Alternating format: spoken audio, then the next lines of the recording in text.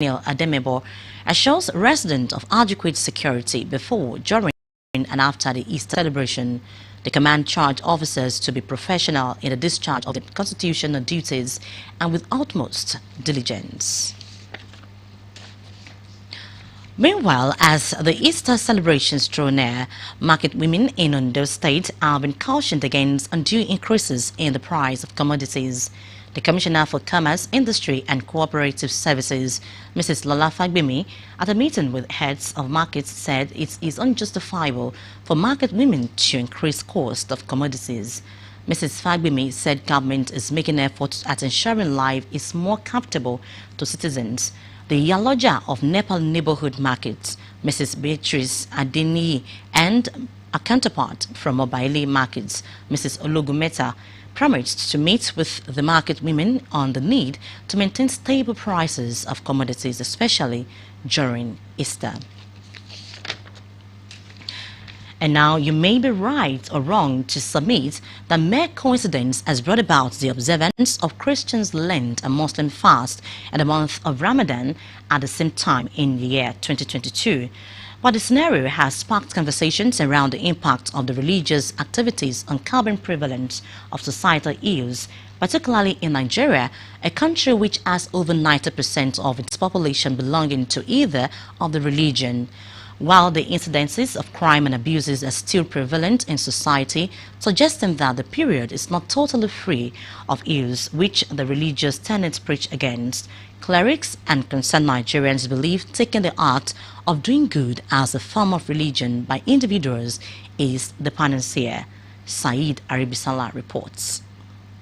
One of the peculiarities of the year 2022 is the interplay of religious activities which is currently being witnessed in Nigeria and indeed globally. The Christians' annual ritual of Lent, involving the observance of fast for 40 days, is currently rolling with that of the Muslims' holy month of Ramadan, which prescribed and faithful to observe fast for 29 or 30 days. In accordance with the dictates of these religions, the period is an avenue to amplify the need to seek the face of God, abstain from immoral acts, and preach the gospel of love and neighborliness.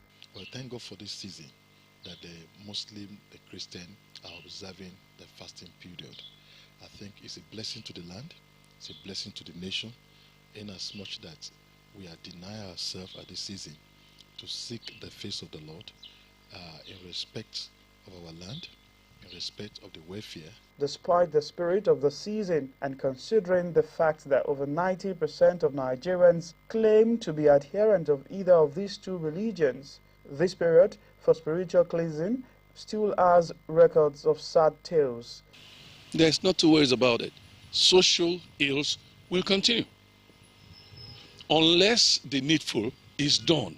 If the government is not giving us all the necessities, the basic requirements of life, first, before making demands on us. National dailies are usually awash with crime stories, those of immorality and abuses among others, thus begging the question whether religion is really affecting way of life. The dignity of human life is what we should hold.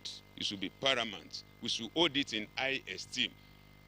Killing ordinarily, Quran condemned it totally. And in the Holy Bible, it is also condemned. Now, and we are in the holy months.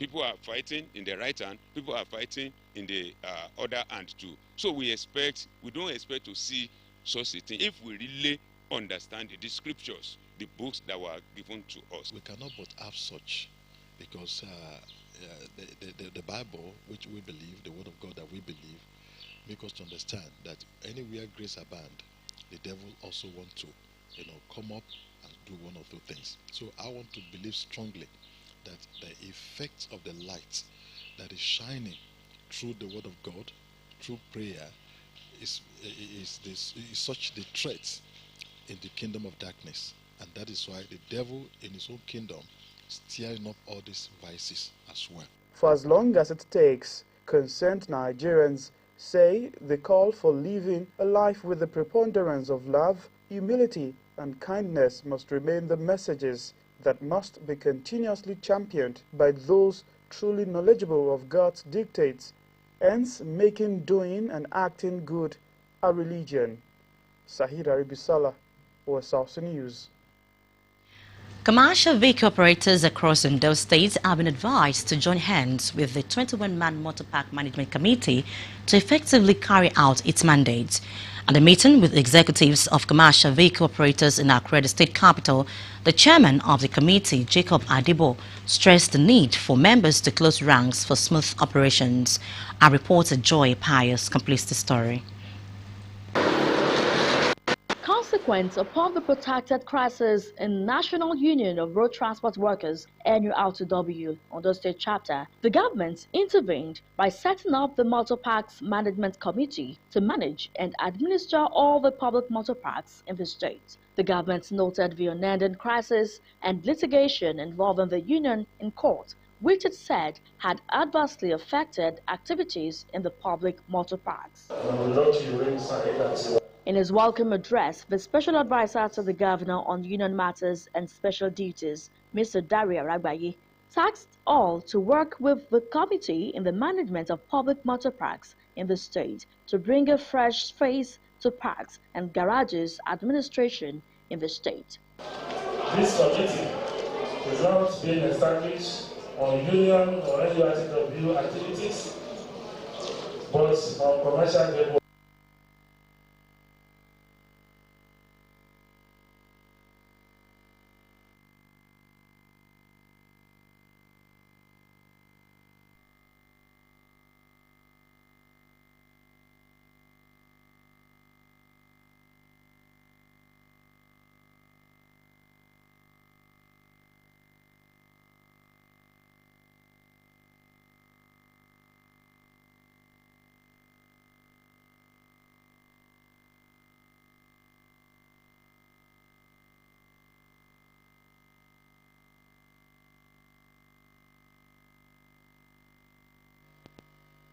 One week after the inauguration of the Ondo State Motor Park Management Committee, the 21-man ESCO had its first meeting with commercial vehicle operators in the state. Transport workers of various motor parks from the 18 local government areas of Ondo State converged on the new office in Akure for a formal address by the committee leadership. Chairman of the Motor Park Management Committee, Jacob Adebo, while appreciating Governor Oluwarotimi Akeredolu for his intervention in the crisis of the union, advocated sanity among members of the union. Our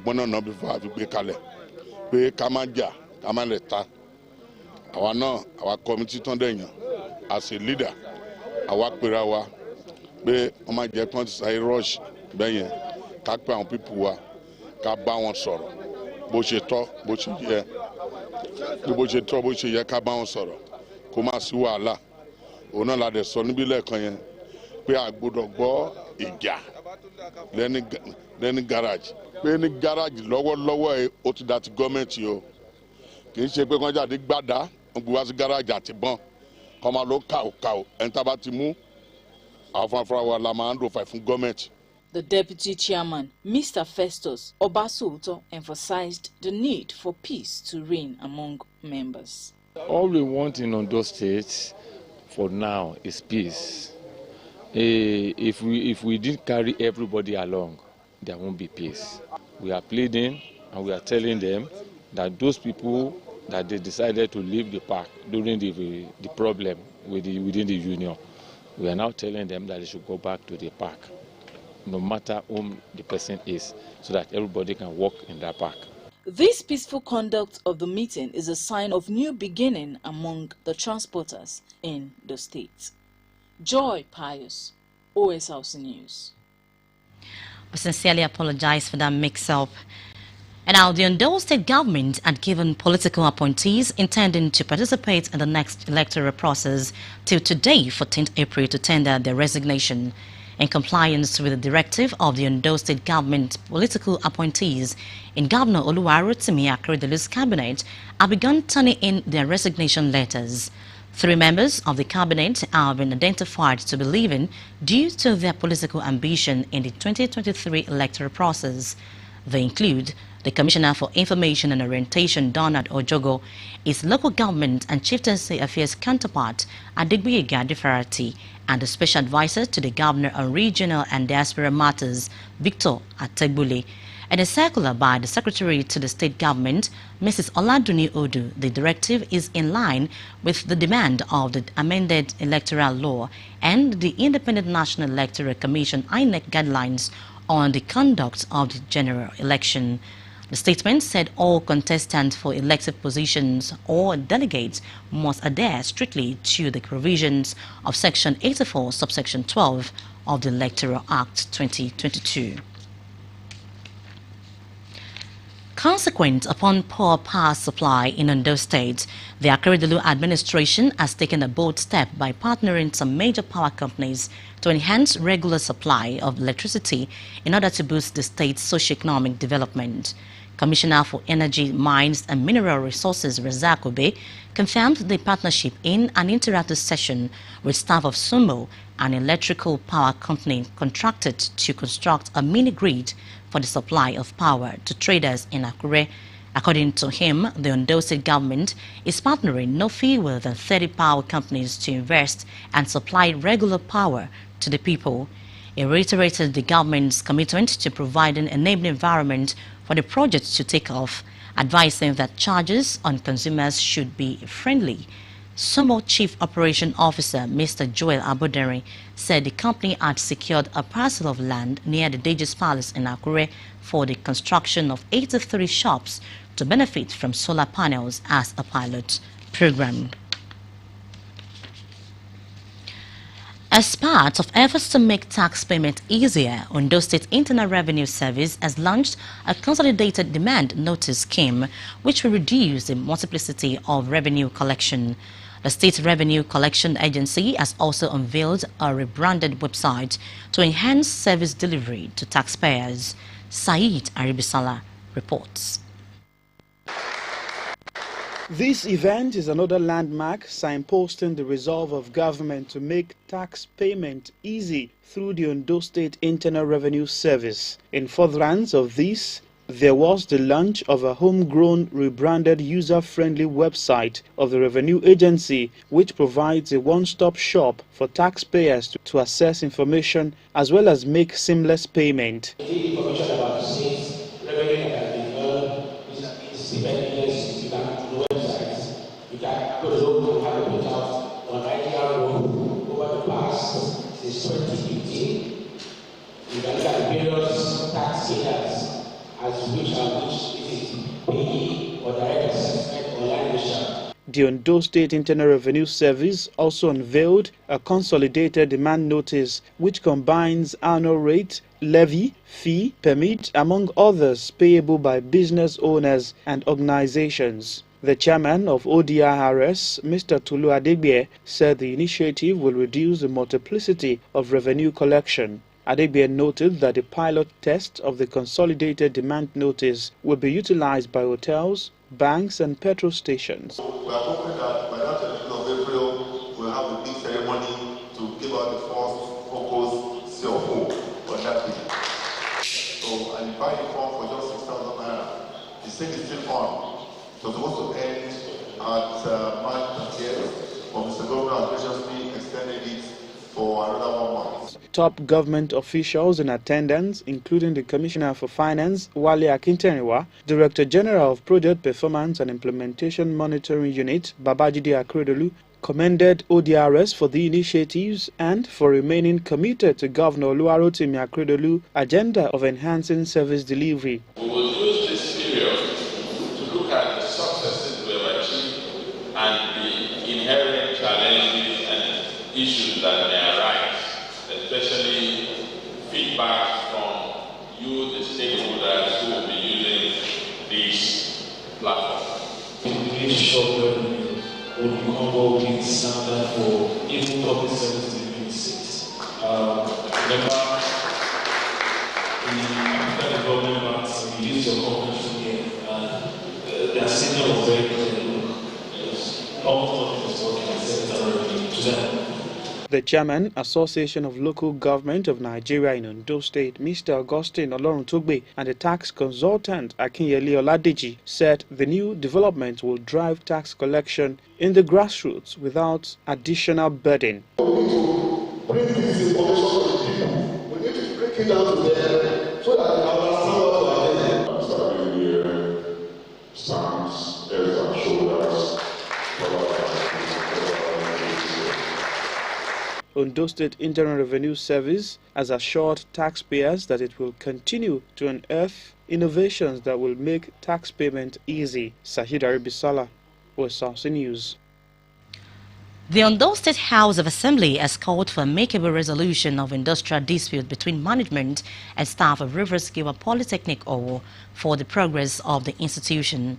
The leadership of the House, during a peace mission to the institution, urged labor unions to give room for dialogue so that all issues in contention can be resolved. House of Assembly correspondent Omoshiliola Adesoye Ajayi now reports.